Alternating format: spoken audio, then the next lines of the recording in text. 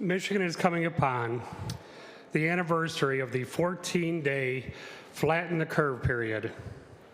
At the beginning, many people were frightened by the virus and scrambling to understand the unprecedented executive orders headed our way.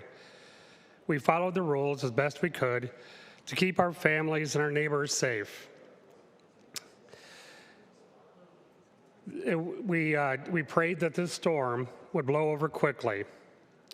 Over the first 28 days, we learned much about the virus, about the most vulnerable populations, about the full range of responses from around the nation and around the world. When this legislature sent its message to the governor that we stood ready to share the burden of managing this crisis, the governor vetoed us off. The administration seized power over every aspect of government, yet failed to declare an emergency in Michigan, delaying federal support for PPEs, especially ventilators. Unclear executive orders governed individual travel and quarantines, nursing home rules, the labeling of essential workers, and were flying off the shelves quicker than toilet paper and hand sanitizer.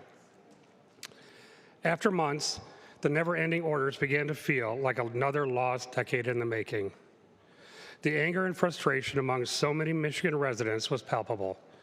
The Unlock Michigan Citizens Initiative was signed in record time by more than 500,000 voters.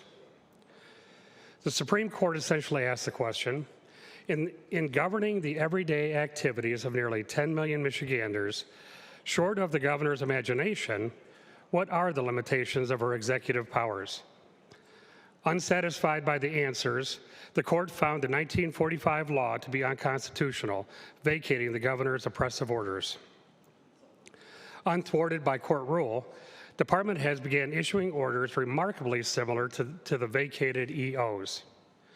Michigan departments of state, led by the governor, currently have the power to regulate nearly every aspect of human activity, to suspend established Michigan law to their advantage, and can seemingly suspend portions of the Michigan Constitution. Through the arrogance of perceived power, bad public decisions are easily made.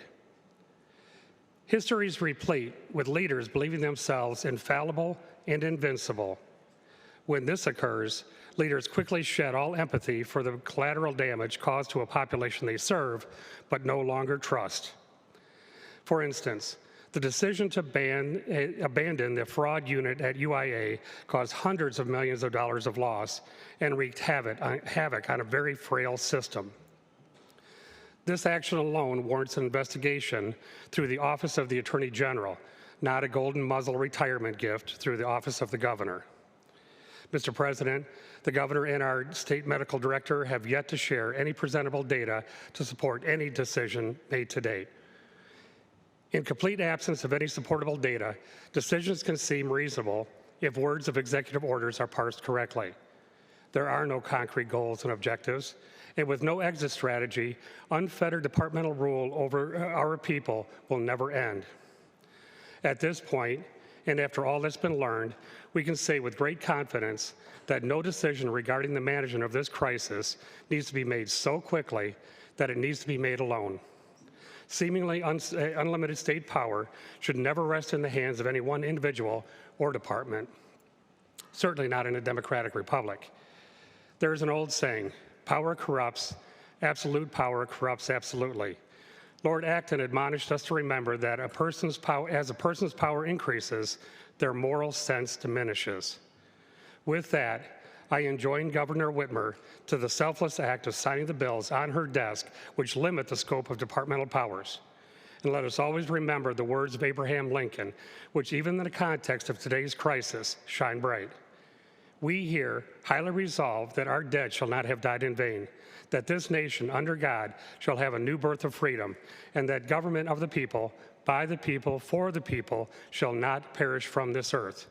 Mr. President, I ask my remarks be printed in today's journal.